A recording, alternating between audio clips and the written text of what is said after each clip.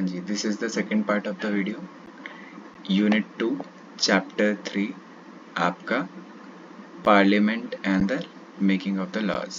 ठीक है, अब यहाँ पे आपको एक एग्जाम्पल टाइप दे रखा है। ठीक है, ये डिफरेंट पार्टीज हैं, डिफरेंट पार्टी से कौन खड़े हुए हैं, मेंबर ऑफ पार्लियामेंट। कौन से इलेक्शन चल रहे हैं, लोकसभा, मतलब आपके सेंट्रल लेवल के इलेक्शंस। और ये डिफरेंट पार्टीज से मिलकर लोग खड़े हैं। अब इनको ऐड करके ही हर स्टेट से एक लिस्ट बनेगी जिसमें टोटल नंबर ऑफ आपके जो पार्लियामेंट्स होंगे वो मेंबर ऑफ पार्लियामेंट्स होंगे वो बताए जाएंगे। ठीक है, चलो यहाँ पर देखते हैं, ये हमारी नई बिल्डिंग है। इसके बारे में आपको डिटेल्ड रिसर्च करना है। ठीक है, मैंने आपको बताया था इसके अंदर सिंबल्स कौन से हैं। ठीक है, और एक्सेट्रा चीज़ें। चलो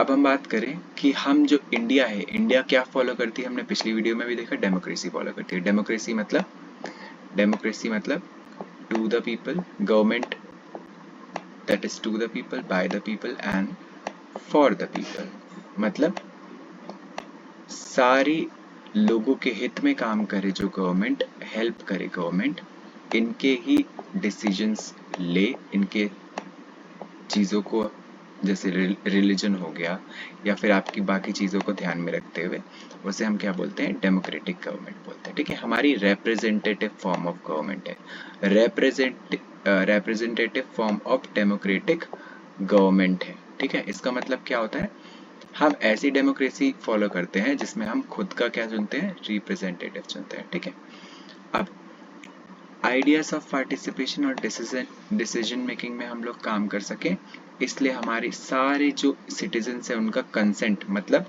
उनकी हाँ लेना जरूरी है। ठीक है, अब आगे बताएं तो आपका इस चीज के लिए आपका पार्लियामेंट है जिसमें सारे एमपीज जो हमारे रिप्रेजेंटेटिव्स हैं वो चुनकर बैठाए जाते हैं। ठीक है, और फिर यहीं से आपकी डिसीजन मेकिंग होती है, गवर्नमेंट कंट्रोल होती है और बाकी सारे इंपॉर्टेंट डिसीजंस लिए जाते हैं। ठीक है, ये हमारा फीचर ऑफ इंडियन कॉन्स्टिट्यूशन। ठीक है, अब बात आई कि डिसाइड कैसे करते हैं पीपल अपने रिप्रेजेंटेटिव को, है ना। तो हमने ये सारा रिकैप आपको मिलेगा, ये ऑलमोस्ट मैंने पहले वीडियो में कवर किया हुआ है। ठीक है, 15 अगस्त 1947 को हमें आज़ादी मिली, है ना। उसके बाद हमने ये देखा था कि उससे पहले बहुत लोग जो वेरियस बैकग्राउंड से आए, डिफरेंट, हिंदू मुस्लिम सिख ईसाई, सब लोगों ने किसके लिए लड़ाई की, फ्रीडम स्ट्रगल करी अपनी। ठीक है, ताकि उनको फ्रीडम मिल सके, इक्वालिटी मिल सके और उनका डिसीजन मेकिंग में पार्टिसिपेशन हो। ऑफिशियल मेंबर्स मैंने आपको समझाया था और एक ऑफिशियल मेंबर समझाया था एंड एक नॉन ऑफिशियल मेंबर समझाया था। ठीक है, नॉन ऑफिशियल मेंबर्स कौन थे, जो हमारे द्वारा चुने गए इंडियंस थे। ठीक है, हमने उनको वोट देकर नहीं, अभी वोट सिस्टम नहीं आया है। ठीक है, उस टाइम पे पुराने जमाने की बात है, इंडियंस को इलेक्ट किया गया है। ठीक है, लोगों के द्वारा। लेकिन ये ऑफिशियल मेंबर्स कौन थे, ये सारे के सारे ब्रिटिशर्स थे, या तो इनके तलवे चाटते थे वो वाले लोग। ठीक है, जो इनके तलवे चाटते थे वो वाले इंडियंस, तो ये सब इसमें थे, या तो ईस्ट इंडिया कंपनी से। ठीक है, ये सारे थे। चलिए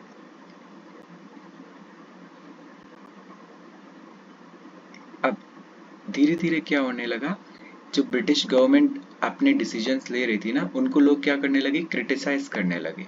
मतलब उनको पसंद नहीं आए उनके डिसीजंस, क्योंकि जबरदस्ती क्या कर रहे थे, वो हम पे थोप रहे थे अपने डिसीजंस, अपने फेवर में जो चीज हो रहा था उनकी, सिर्फ वही वाले डिसीजंस ले रहे थे।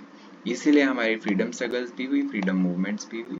और नेशनलिस्ट ने क्या किया, नेशनलिस्ट मतलब हमारे फ्रीडम फाइटर्स। ठीक है, उन्होंने क्या किया, ब्रिटिश गवर्नमेंट को बहुत ज़्यादा डिमांड्स दी और बोल कि उनके जो लॉज बनाए थे उन्होंने उनको क्रिटिसाइज किया। 1885 में आपका इंडियन नेशनल कांग्रेस बनी थी, हमने इसकी बात की थी।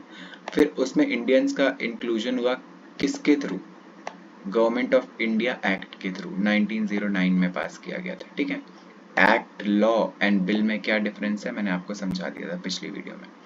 अब ये बिल के अंदर क्या बोला गया कि जो इंडियंस है उनको भी क्या होना चाहिए, right to discuss the budget, कितना बजट जाता है, डिफेंस के पास कितना गया, आपके एजुकेशन में कितना खर्चा गया, हेल्थ सेक्टर में कितना खर्चा गया, और उसके ऊपर उनको क्वेश्चन आस्क करने का भी हक होना चाहिए। ठीक है। अब इन्होंने इस टाइम पर ना हमें सारे एडल्ट्स को वोट करने का कोई राइट नहीं दिया था, तो जो इलेक्शंस होते थे ना इनके, ये अपने आप लोग ही चुनते थे, वोट देकर नहीं चुनते थे लेकिन। ठीक है।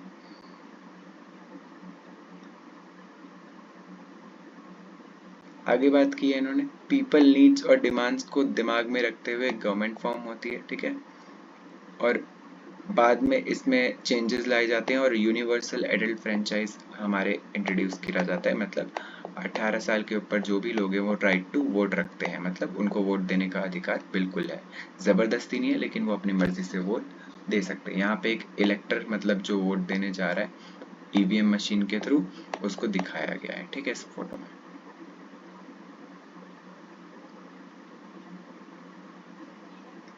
अब आप एक रीजन बताइए कि जो आपका यूनिवर्सल एडल्ट फ्रेंचाइज है ये क्यों होना चाहिए भाई, ये आप लोग खुद सोच कर बताएंगे। ठीक है। और आपको लगता है कि कोई डिफरेंस होना चाहिए जो आपका मॉनिटर आप सिलेक्ट करते हैं और टीचर सिलेक्ट करता है दोनों में, ये भी आप बताएंगे। ठीक है। अब पीपल एंड देयर रिप्रेजेंटेटिव्स हमने पहले भी पढ़ा था, लोगों की कुछ डिजायर्स हैं, कुछ रूल्स चाहिए उनको बनवाने के लिए, उनका कंसेंट या अप्रूवल चाहिए होगा, मतलब हाँ चाहिए होगी, तभी पार्टिसिपेशन ऑफ पीपल का कुछ काम होगा, वरना नहीं होगा। ठीक है। और यही लोग डिसाइड करेंगे कैसे फंक्शन करेगा हमारा डेमोक्रेसी। ठीक है। अब ये एक बंदा जो हम लोग हैं वो कैसे अप्रूवल देता है गवर्नमेंट को। ठीक है। तो हमारे होते हैं इलेक्शंस, इलेक्शंस होते हैं हर 5 साल में। 5 साल में आपके लोकसभा इलेक्शंस होते हैं। ठीक है। हर 5 साल में आपके राज्यसभा इलेक्शंस होते हैं। ठीक है। लोकसभा इलेक्शंस बोलते हैं इसको, विधानसभा राज्यसभा इलेक्शंस बोलते हैं। ठीक है। आपके कौन से ईयर में होने वाले हैं अगला, वो आप बताएंगे। ये वाला तो हो चुका, अभी 2024 में हुआ है। ठीक है। ये वाला कब होने वाला है ये मैंने पिछली वीडियो में भी बनाया, बट स्टिल आप मुझे ढूंढ कर बताओगे। चलो, अब पीपल अपना एक इलेक्टेड रिप्रेजेंटेटिव चुनेगा। ठीक है। और ये हम में से ही होगा, कहीं और से नहीं उड़ के आ जाएगा, है ना। और यही लोग जाकर पार्लियामेंट में बैठेंगे और हमें क्या करेंगे, रिप्रेजेंट करेंगे। ठीक है। और यही कंट्रोल और गाइड भी करेंगे गवर्नमेंट को। ठीक है। अब यहाँ पे एक फोटो दिखाई गई है जिसमें जो आपका, देखो, ईवीएम एक मशीन होती है ऐसे करके। ठीक है। इस पे पार्टी का नाम लिखा होता है और आगे एक बटन बना होता है, उस पर आप क्लिक कर कर वोट कर सकते हैं। ठीक है। अलग अलग पार्टीज का नाम लिखा होता है, आगे डब्बे बने होते हैं और आप उस पर बटन दबाकर टिक कर सकते हो। ठीक है। तो अब यहाँ पे दिखाया, इसमें कौन इन्वॉल्व होता है, आपका इलेक्शन कमीशन ऑफ इंडिया। यहाँ पे दिखाया गया है कि इलेक्शन कमीशन ऑफ इंडिया के जो मेंबर्स हैं वो क्या कर रहे हैं, वहां पे जा रहे हैं जहाँ एकदम छोटा बहुत ऐसा गांव है जहाँ पे कोई फैसिलिटीज नहीं है आपके वोट देने की। ठीक है। तो ये लोग क्या कर रहे हैं, एक हाथी पे चढ़कर जा रहे हैं अपना पूरा सामान बोरिया बिस्तर लेकर, और वहां पर एस्टेब्लिश करेंगे एक टेंट वगैरह, और वहां पर क्या दिलवाएंगे, लोगों को वोट दिलवाएंगे। ठीक है।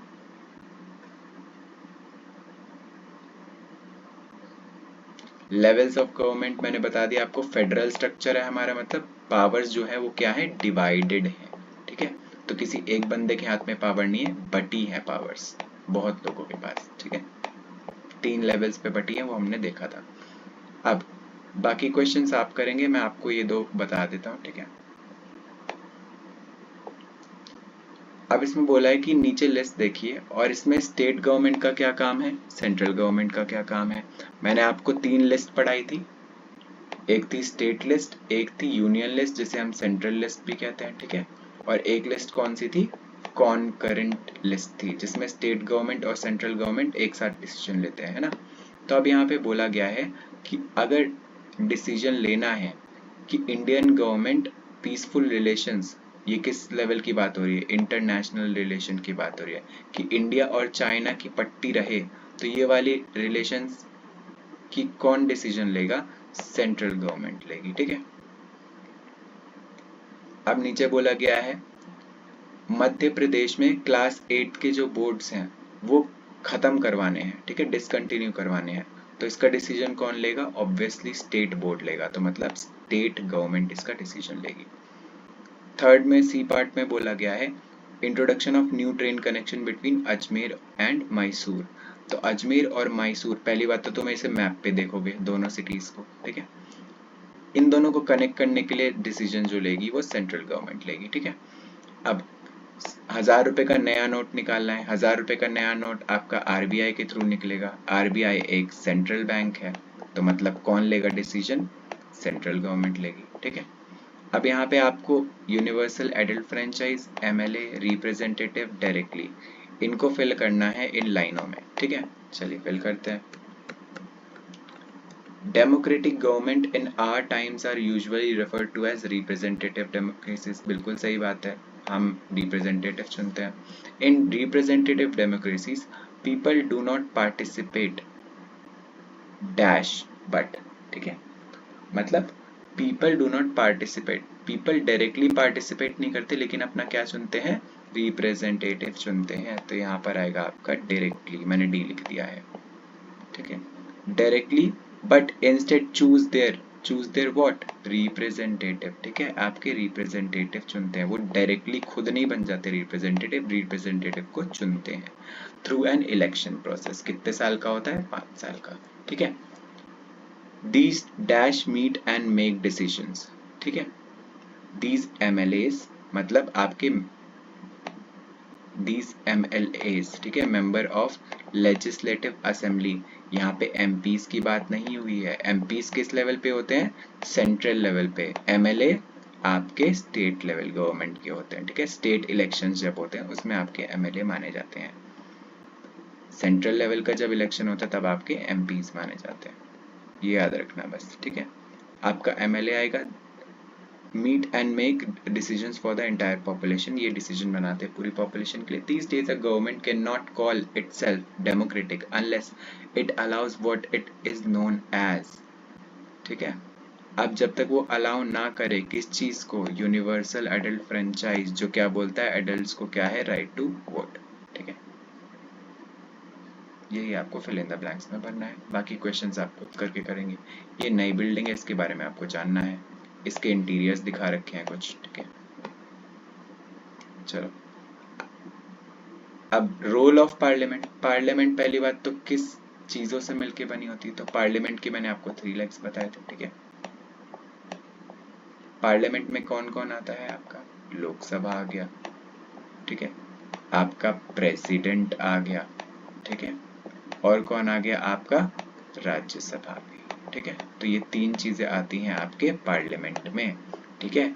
गवर्नमेंट कौन बनाता है? हमारा लोकसभा के अंदर जो MP होते हैं, और वो भी मेजॉरिटी जो जीत जाते हैं मेजॉरिटी से, वो क्या बनाते हैं? आपकी गवर्नमेंट। तो गवर्नमेंट और पार्लियामेंट में बहुत बड़ा फर्क है। पार्लियामेंट में प्रेसिडेंट, राज्यसभा, लोकसभा है।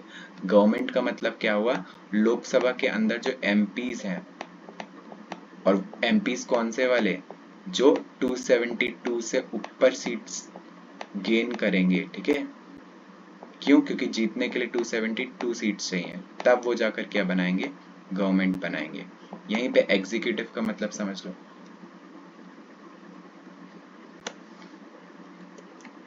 जब आपकी पार्टी बनेगी, ठीक है, एग्जीक्यूटिव,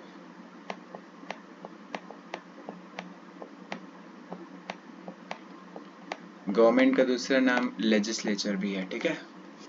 एग्जीक्यूटिव क्या होता है?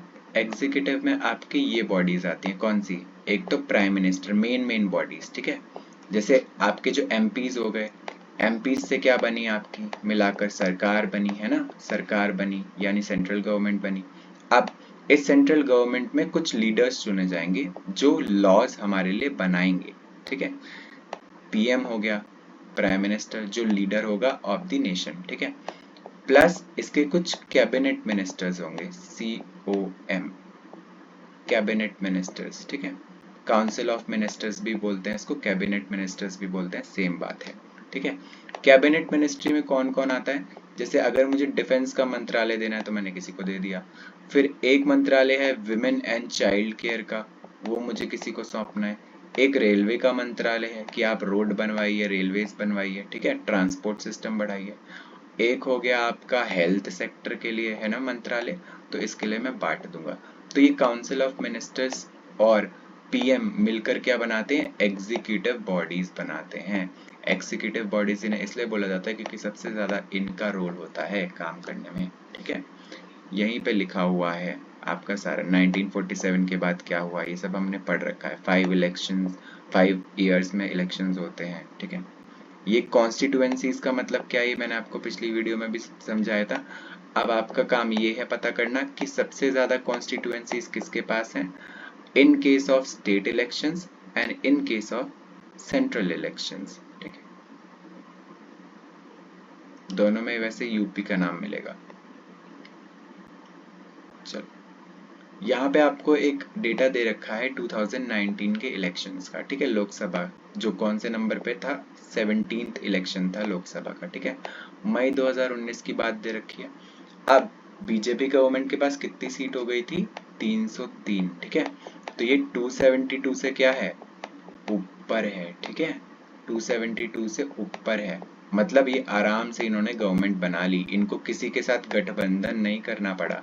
ये अकेले इतने भारी पड़ गए कि इन्होंने कितनी सीट्स जीत ली, 303, जो 272 से ऊपर है। तो इन्होंने अकेली, इनके सारे के सारे एमपी किस में है, बीजेपी में है, ठीक है। तो इनको कोई भी गठबंधन की सरकार नहीं बनानी पड़ी। यहाँ कुछ क्वेश्चंस लिखे हुए हैं, ठीक है। आपको, आप क्या सोचते हैं कि कौन गवर्नमेंट बनाता है, ठीक है, और क्यों, और who will be present for discussion, मतलब डिस्कशन जब हो रहे होंगे इन एमपीज, वैसे जंगलियों की तरह डिस्कशन करते हैं, 5th क्लास के 6th क्लास के बच्चे भी ऐसे डिस्कशन नहीं करते। तो ये एमपीज जब डिस्कशन कर रहे होंगे तो इनको सुनने वाला कोई होना चाहिए ना भाई, वो कौन होता है अभी हम देखेंगे, ठीक है। ये आपकी डिफरेंट पार्टीज लिखी हैं, आपका काम है, जबरदस्ती नहीं है, बट आपका काम है जानना कि ये जो पार्टीज हैं ये कौन कौन से स्टेट्स में हैं और कौन से स्टेट्स में नहीं है, ठीक है। यहाँ पे 2009 के इलेक्शंस दिखाए गए हैं जो 15th वाले थे, हमने पिछला वाला 17th पढ़ा, मतलब ये उससे भी पुराना है, ठीक है। तो इसमें आप देख सकते हैं कि आपकी जो बीजेपी है ना उसको 116 मिले हैं और आपके इंडियन नेशनल कांग्रेस को 206, लेकिन हमें गवर्नमेंट बनाने के लिए कितनी चाहिए, 272 से ऊपर।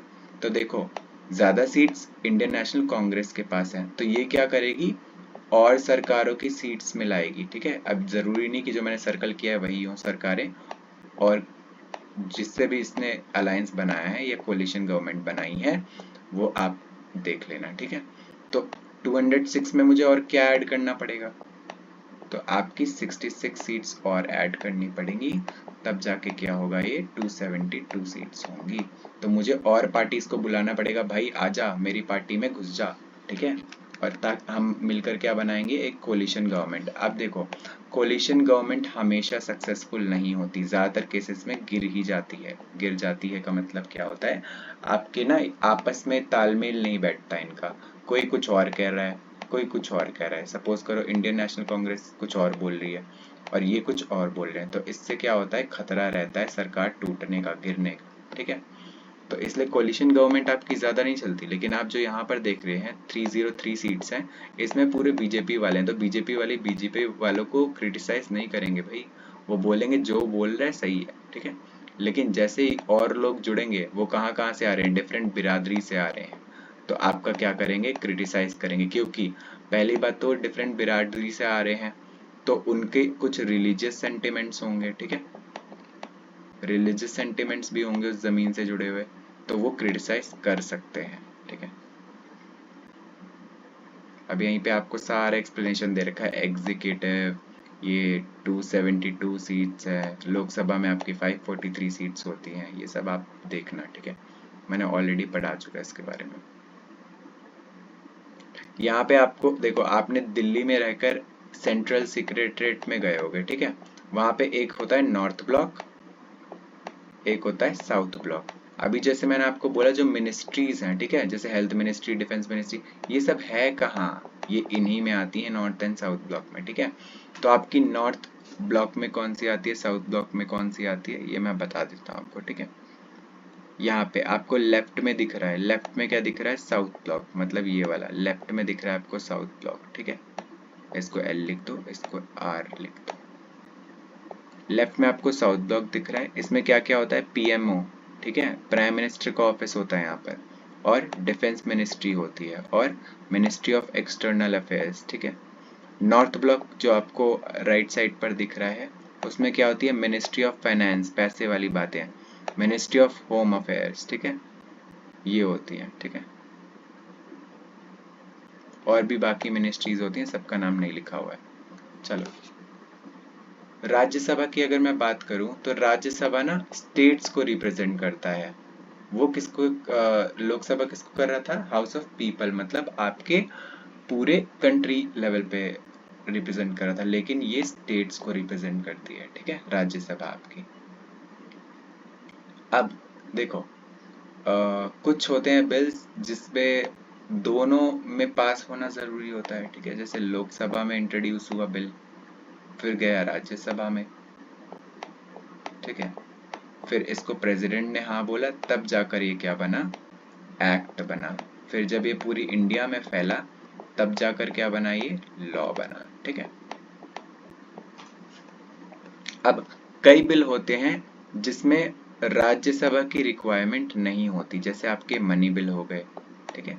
मनी बिल मतलब पैसे से रिलेटेड जो बजट है, वो किसके कंट्रोल में होता है, सेंट्रल गवर्नमेंट के कंट्रोल में, जो उस समय की सरकार है उसके कंट्रोल में होता है, तो इसमें राज्यसभा की कोई ज़रूरत नहीं है, ठीक है। तो ये लोकसभा में होगा इंट्रोड्यूस, ये पहले लोकसभा में ही होता है इंट्रोड्यूस। अब राज्यसभा में जाएगा, इसने हाँ कहा तो कहा, वरना नहीं, ठीक है। फिर प्रेसिडेंट के पास जाएगा, वो हाँ बोल देगा तो हो जाएगा, ठीक है काम। ये बताया कि आपकी 233 इलेक्टेड मेंबर्स होते हैं। इलेक्टेड मेंबर्स का, इलेक्टेड का मतलब क्या होता है और नॉमिनेटेड का मतलब क्या होता है, वो मैं आपको 10 बार समझा चुका हूँ, ठीक है। 233 इसमें इलेक्टेड मेंबर्स होते हैं और 12 नॉमिनेटेड। तो अगर मैं टोटल सीट्स पूछूं, 233 प्लस 12 कितना हुआ आपका, 245, ठीक है। लोकसभा में 543 एंड राज्यसभा में 245 सीट्स, ठीक है।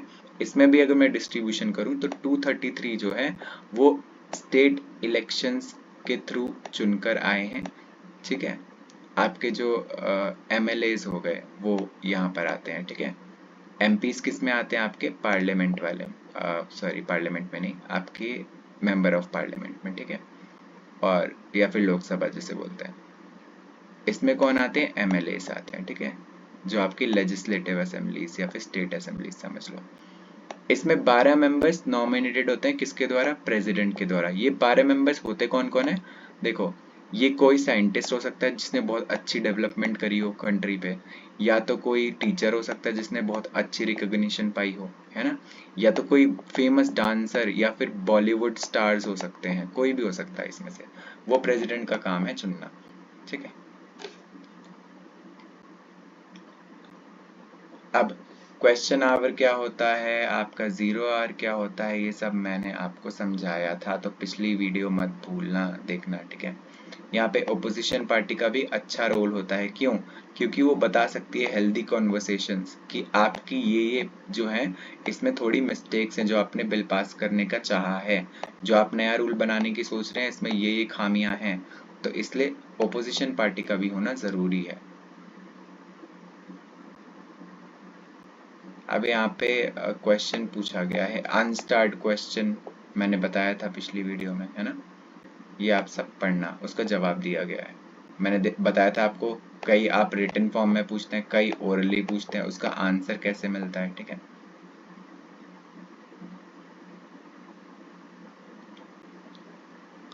हाँ, तो अब गवर्नमेंट का क्या काम है, लगातार फीडबैक लेना, और उससे देखो जो आपस में MPs भी बात करते हैं, ठीक है, तो उनसे भी क्या काम करना है, उनका इम्प्रूवमेंट करना, सुनकर उनको, ठीक है।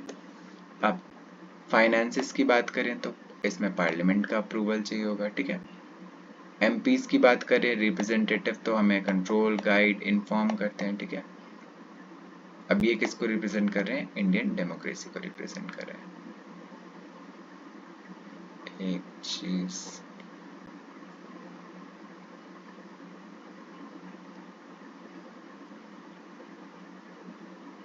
हाँ ये मेन चीज रह गई आपकी यहाँ पर, ठीक है। देखो ये 3 पॉइंटर्स इंपॉर्टेंट हैं। अभी हमने सुना था कि एमपीज जो है इनको सुनने के लिए कोई होना चाहिए, है ना। राज्यसभा में भाई एमपीज किस में बैठते हैं? आपकी लोकसभा में। राज्यसभा में आपके एमएलएस बैठे हैं, या एमएलएस कैसे हैं? इलेक्टेड मेंबर्स जो हमने चुने हुए हैं इलेक्शन से, स्टेट इलेक्शन से। इसके साथ नॉमिनेटेड मेंबर्स भी हैं, ठीक है। अब इसको कौन सुनने वाला होना चाहिए वो देखना है आपको, ठीक है। तो आपका जो मेंबर ऑफ पार्लियामेंट्स जिसमें बैठते हैं लोकसभा में, तो लोकसभा का एक स्पीकर होता है, ठीक है। तो उनको सुनता है स्पीकर। राज्यसभा का स्पीकर नहीं होता, उसमें वाइस प्रेसिडेंट बैठता है, ठीक है। वाइस प्रेसिडेंट सुनता है इनकी बातें और सुलझाता है। अब एसडीजी के बारे में आपको मैंने पिछली वीडियो में भी दिखाया था, है ना। ये देखो लाइन्स हैं, 2015 से लेकर हमें 2030 तक ये गोल्स निपटाने हैं, ठीक है। गवर्नमेंट ने डिसाइड करा हुआ है, अब देखो निपटा पाते हैं कि नहीं, ठीक है। कॉन्स्टिट्यूएंसीज मैंने तुम्हें बताया था किस कैसे पार्ट्स में डिवाइड होती है। चलो यहाँ पर आते हैं वापस। हाँ, जेंडर इक्वालिटी, ठीक है। अब ये जो नए लॉज हैं ये आते कैसे हैं, ठीक है। जो आपकी पार्लियामेंट है वो बहुत इंपॉर्टेंट रोल करती है लॉ मेकिंग में, ठीक है। और बहुत सारे वेज होते हैं जिससे हम अपनी बातें आपके पार्लियामेंट तक पहुंचा सके, ठीक है। अभी हम उनके बारे में पढ़ेंगे, ठीक है। डिफरेंट हर जगह से अलग अलग ओपिनियंस आते हैं कि भाई तू मेरे लिए ये स्टेट के लिए ये कर दे, मेरे लिए ये कर दे। तो इम्पॉर्टेंट रोल होता है पार्लियामेंट का, क्यों? क्योंकि उसमें हमारे द्वारा चुने हुए रिप्रेजेंटेटिव हैं। अब यहाँ पे डोमेस्टिक वायलेंस के बारे में समझेंगे कि पार्लियामेंट भाई एक्ट वगैरह निकाला तो इसको कैसे सॉल्व किया।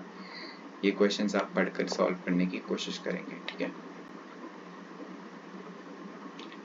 असल में डोमेस्टिक वायलेंस क्या होता है? घर पे जैसे अगर कोई पति या बेटा किसी महिला को, अपनी सिस्टर या फिर मदर को मारता पीटता है, ठीक है। या फिर उल्टा भी हो सकता है, जरूरी नहीं कि हमेशा इसका वुमेन शिकार हो, कभी कभार मेल्स भी शिकार होते हैं। मेल्स को भी पीटती हैं कई वुमेन्स, है ना, सर पे चढ़ा के रखते हैं। तो डोमेस्टिक वायलेंस किसी भी तरीके से, किसी भी तरह से हो सकता है, लेकिन फीमेल्स के ऊपर ज्यादा होता है, देखा गया है ऐसा, ठीक है। अब डोमेस्टिक वायलेंस की मैं बात करूं तो इंजरी और हार्म पहुंचाना आपके ऊपर किसके द्वारा? हस्बैंड के द्वारा। अब देखो यहाँ पर आप थोड़ा अलग सा फील करोगे, अगेंस्ट वाइफ, तो थोड़ा अजीब लिखा हुआ है कि हमेशा हस्बैंड ही करेगा किसके ऊपर? अपनी वाइफ के ऊपर। जरूरी नहीं है, उल्टा भी हो सकता है, ठीक है।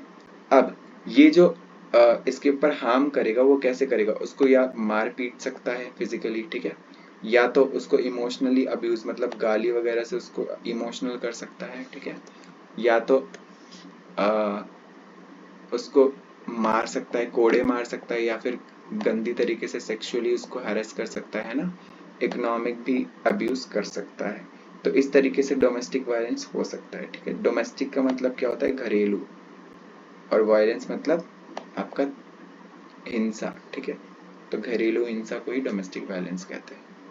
अब यहाँ पर दो फीमेल्स बात कर रही हैं, ठीक है। न्यूज़पेपर इसने पढ़ा उठाकर, तो इसने बोला शाजिया क्या तुमने आज की न्यूज़ देखी उठाकर, ठीक है। क्या ये आज का दिन जो है बहुत अच्छा नहीं है विमेंस के लिए? तो इसने जवाब दिया कि नहीं, सिर्फ विमेंस के लिए अच्छा नहीं है, लेकिन जो वायलेंस, जिन घरों में वायलेंस, लड़ाई झगड़े होते हैं उनके लिए भी अच्छा है, ये सिर्फ विमेंस के लिए अच्छा नहीं है, ठीक है। तो अब Kusum, it's taken such a long time, हमें बहुत टाइम हो चुका है इस लॉ को पास, क्योंकि एक लॉ को पास होने में बहुत टाइम लगता है असल में, ठीक है। तो हमें क्या करना पड़ेगा? इस न्यू लॉ को ना इस्टेब्लिश करना पड़ेगा, लोगों को बताना पड़ेगा, ठीक है। अब ये दोनों हैं कहाँ से? कुसुम और शाजिया है ना, जो एक विमेन्स ऑर्गेनाइजेशन पे वर्क करती है। मतलब विमेन ऑर्गेनाइजेशन वो होता है जो विमेन के बेनिफिट के लिए काम करती हैं। जैसे अगर गांव में कोई औरतें हैं, उनके पास एम्प्लॉयमेंट नहीं है, पैसे कमाने का जरिया नहीं है, तो ये लोग मिलकर क्या खोल लेंगे, एक टेलर मशीन का वो टेलर मशीन्स ले लेंगे, फिर इनको सिखाएंगे कि ऐसे ऐसे सिलाई करते हैं, फिर इनको पैसे कमाना सिखाएंगे, है ना। तो ये विमेन ऑर्गेनाइजेशंस होती हैं जो विमेन के बेनिफिट के लिए काम करती हैं, ठीक है। अब protection of women act, domestic violence act इनकी वजह से ही पास हुआ, इसमें पार्टिसिपेशन था इनका, ठीक है। यहाँ पे अप्रैल 1991 की कहानी दिखाई गई है, ठीक है। सिंपल सा डे था इनका, रोज का दिन था ऑफिस का, ठीक है।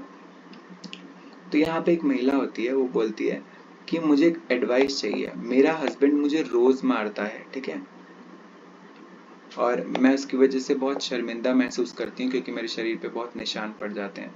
ये बूढ़ी औरत बोलती है कि भाई मेरा जो बहू और बेटे हैं वो मुझे बहुत गंदी गंदी गालियां देते हैं और घर से निकल जाने की बोलते हैं, ठीक है, और मेरे बैंक अकाउंट्स मांगते रहते हैं, ठीक है, और मेरे बैंक अकाउंट्स पे उनका ही हक है, पूरा खर्चा वही करते रहते हैं, मुझे कुछ बदले में नहीं मिलता, बल्कि वो मेरे पैसे हैं, ठीक है। तो अब ये दोनों को सुनती है, ठीक है, ये विमेन ऑर्गेनाइजेशन की औरत, ठीक है। अब मैं ये बोलती है, जिसका हस्बैंड इसको पीटता है, ये बोलती है कि मैं पुलिस के पास नहीं जाना चाहती, लेकिन मैं इस वायलेंस को स्टॉप करना चाहती हूँ, ठीक है। और ये बुढ़िया बोलती है कि भाई मैं अपने घर से बाहर फेंकना नहीं चाहती, मैं वहीं पर रहना चाहती हूँ, ठीक है। अब ये औरत बोलती है, उस टाइम पे 1991 की बात हो रही है, लॉज कब पास हुए हैं आपके 2006 में, ठीक है, अभी पहले की बातें हो रही हैं। तो ये बोलती है, ये औरत बोलती है भाई विमेन ऑर्गेनाइजेशन की बहुत दुख की बात है, हमारे पास अभी तक ऐसे कोई एग्जिस्टिंग लॉज ही नहीं है जो इसको क्राइम डिक्लेयर कर सके, ठीक है, मारपीट को क्राइम डिक्लेयर कर सके।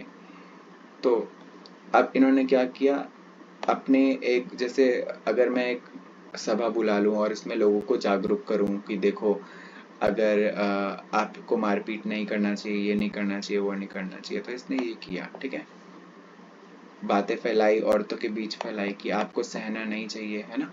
तो अपने छोटे लेवल पे इसने काम किया। तो 1999 में क्या हुआ, इसने लॉयर्स कलेक्ट किया, ग्रुप ऑफ लॉयर्स बनाया, लॉ स्टूडेंट से बात की और बाकी लोगों से बात की, और एक बिल के बारे में पास करवाने की बात की, डोमेस्टिक वायलेंस या फिर प्रिवेंशन एंड प्रोटेक्शन बिल की पास। अब देखो मैंने बताया था बिल जाकर क्या बनता है आपका लॉ, फिर सॉरी बिल जाके बनता है एक्ट, फिर जाकर क्या बनता है लॉ, ठीक है।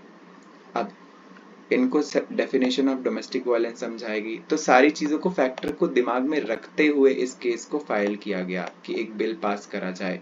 तो देखो मैं एक स्टेटमेंट बोल दूंगा कि मेरा जैसे कोई भी मुझ पर डोमेस्टिक वायलेंस करता है, तो वो सिर्फ एक चीज नहीं होगी, डोमेस्टिक वायलेंस के अंदर भी बहुत सारी चीजें आएंगी, है ना।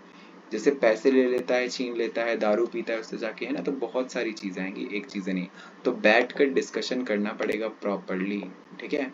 और जो मारने पीटने से, देखो मैंने तुमको मारा पीटा, उसके बाद तुम्हें ऑब्वियसली कहीं से दवा लानी पड़ेगी ना, उसके लिए क्या लगेंगे, पैसे, तो वो पैसे भी चाहिए, है ना। मॉनेटरी रिलीफ मतलब पैसे भी लगे इस अब्यूज को करने से, तभी जाकर जब पैसे का ठेका लगाएगा ना, तभी लोग मारना पीटना छोड़ देंगे खुद ही, ठीक है।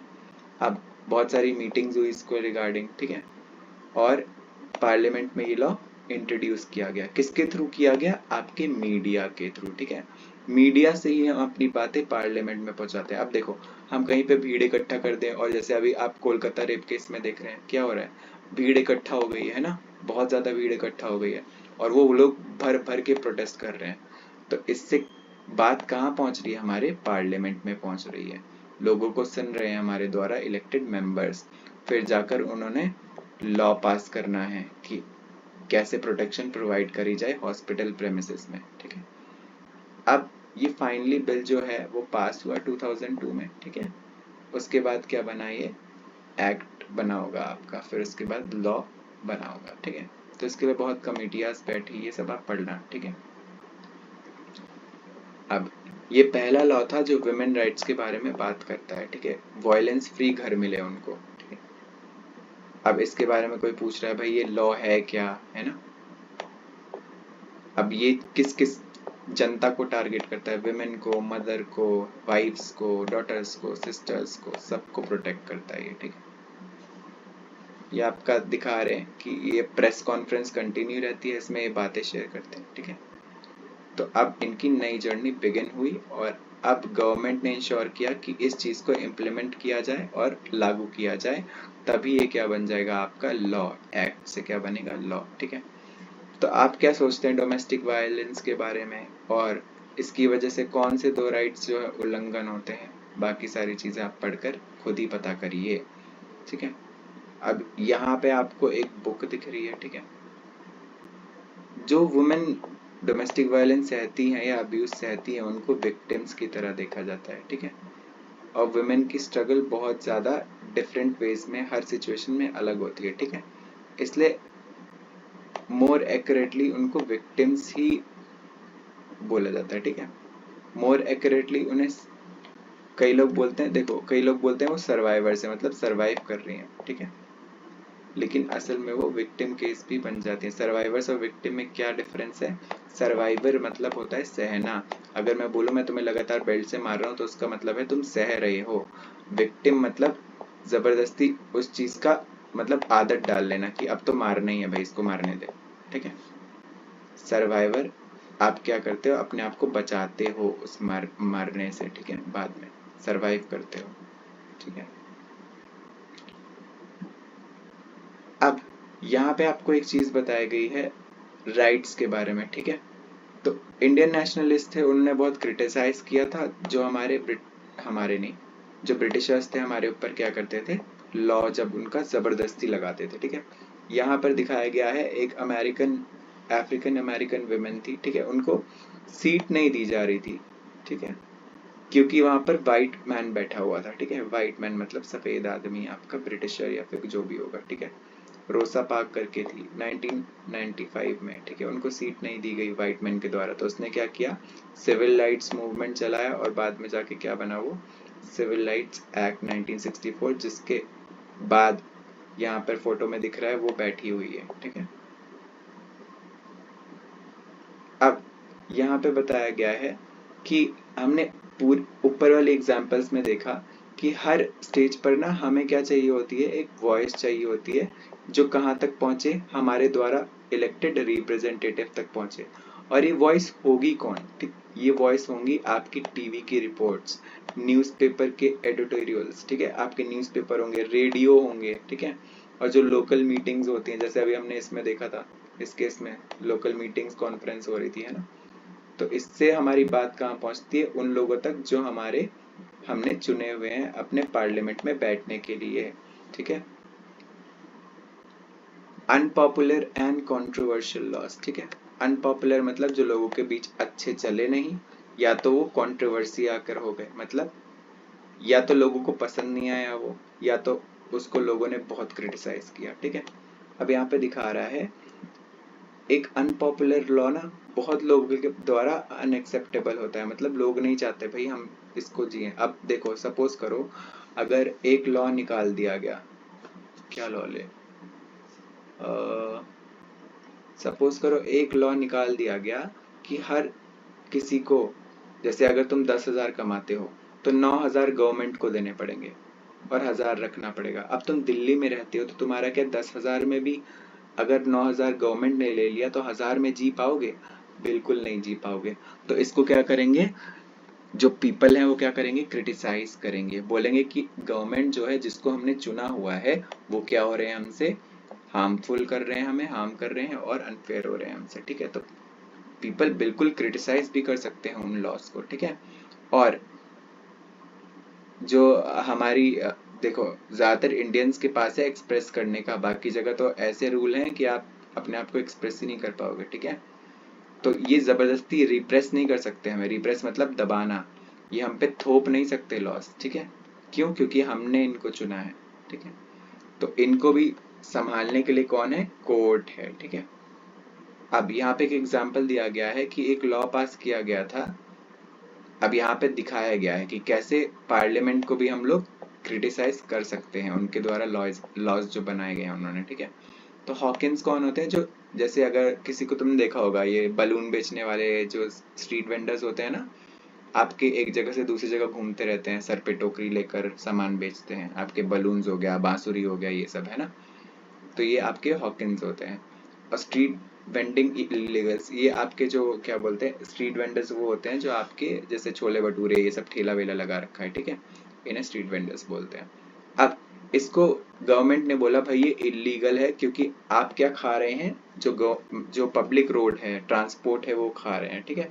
तो बाद में लोगों ने बहुत ज्यादा क्रिटिसाइज किया इसको, सिर्फ उन लोगों ने नहीं जिसकी दुकान थी, उन लोगों ने भी किया जिनको सामान सस्ते में मिल रहा था। भाई अब मुझे अगर व्हाइटनर खरीदना है तो मैं स्टेशनरी पे जाऊंगा, 15 रुपए का मिलेगा, लेकिन आप वेंसडे मार्केट में जैसे जाओगे 5 रुपए का तुम्हें व्हाइटनर मिल जाएगा, ठीक है। तो मुझे क्या मिल रहा है, सामान सस्ते में मिल रहा है, तो आपका क्या है ये, और पहली बात तो उनका क्या है, ये सोर्स ऑफ लाइवलीहुड, मतलब जीने का सहारा है। अगर वो वही बैन कर दे गवर्नमेंट, तो लोग क्या करेंगे, क्रिटिसाइज करेंगे उसको, ठीक है, गवर्नमेंट के डिसीजन को। अब ये मिलियंस ऑफ सिटीज तक अपना क्या पहुंचाते हैं, सामान पहुंचाते हैं, इसलिए इस लॉ को बहुत ज्यादा क्या किया गया, क्रिटिसाइज किया गया, और फिर इसको कोर्ट केस में गया, और फिर क्या किया, इसको कैंसिल कर दिया इस लॉ को, किसने, कोर्ट ने, ठीक है। यही आपका है। अब हमारा एज ए सिटीजन क्या काम है, हमारा एज ए सिटीजन काम है कि हमारा सिर्फ यही काम नहीं है कि हमने रिप्रेजेंटेटिव को वोट दिया और उठाकर उसको बैठा दिया कुर्सी पर, ये हमारा काम नहीं है। हमारा ये काम है, हमें लगातार न्यूज़पेपर पढ़कर देखना चाहिए कि जो वो काम कर रहा है एमपी, क्या वो सही है। अगर सही नहीं है तो हम उसको क्रिटिसाइज कर सकते हैं जब भी हम चाहें तब, ठीक है। क्योंकि हमें किसने ये ताकत दी है, हमारे कॉन्स्टिट्यूशन ने ताकत दी है, और हमने ही उसे चुना है, ठीक है। इस चीज में आपको हमेशा, जैसे हम क्या करते हैं, हम बोले छोड़ो ना यार, जाने दो, क्या करना, जो भी करना है करने दो, लेकिन हमें इस चीज में अपना इंथुसियाज्म दिखाना पड़ेगा, मतलब आपकी ताकत एकदम उत्सुक जिसे बोलते हैं इंसान, ठीक है, वो आपको दिखाना पड़ेगा। तभी आपकी जो एमपीज हैं, जो आपके द्वारा चुने गए हैं, वो गलत काम करने से डरेंगे, ठीक है। अप्रूवल का मतलब हमने पढ़ा, अप्रूवल मतलब किसी को कंसेंट देना, मतलब हाँ कर देना। कोलिशन मतलब गठबंधन की सरकार। क्रिटिसाइज मतलब डिसअप्रूवल शो करना कि भाई हम नहीं मान रहे जो आपने बनाया लॉ हमारे लिए। इवोल्यूशन मतलब डेवलपमेंट होना, ठीक है। जैसे ह्यूमन इवोल्यूशन हुआ, जैसे ह्यूमन पहले टेढ़ी कमर रखता था, फिर धीरे धीरे क्या हुआ, इसकी स्पाइन सीधी हुई, ठीक है, तो इसे इवोल्यूशन बोलते हैं। सेडिशन हो गया, ठीक है। सेडिशन मतलब क्या होता है आपका, ये मैं समझाता हूँ, एक मिनट। रिप्रेसिव हमने सुना, रिप्रेसिव मतलब जो हमारे दबा रही है, गवर्नमेंट हमें एक्सप्रेस करने से रोक रही है, उसे क्या बोलते हैं, रिप्रेशन। अनरिजॉल्व्ड, ऐसी सिचुएशन जो हमने सॉल्व नहीं की, ठीक है, उसे बोलते हैं अनरिजॉल्व्ड। अब सेडिशन क्या होता है, ठीक है, जैसे गवर्नमेंट ने क्या किया कि वो जबरदस्ती क्या कर रही है, जो हम उसके खिलाफ वो प्रोटेस्ट कर रहे हैं ना कि आपने जो लॉ बनाया वो गलत है, गलत है, तो क्या कर रही है, इसको रोकने की कोशिश कर रही है, ठीक है। इस केस में होता क्या है, उठाकर लोगों को इसमें डाल दिया जाता है, जेल में डाल दिया जाता है, ठीक है, और बिना किसी नोटिस दिए हुए, ठीक है, इसे बोलते हैं सेडेशन। मतलब वो आपको किसी भी चीज पे अरेस्ट कर सकते हैं। आप प्रोटेस्ट कर रहे हैं तो वो जबरदस्ती बोल देंगे भाई ये हमारी बसें तोड़ रहा था, ये हमारी बाइक तोड़ रहा था, इसलिए हमने इसको अरेस्ट कर लिया, ठीक है, तो इसका मतलब होता है सेडिशन।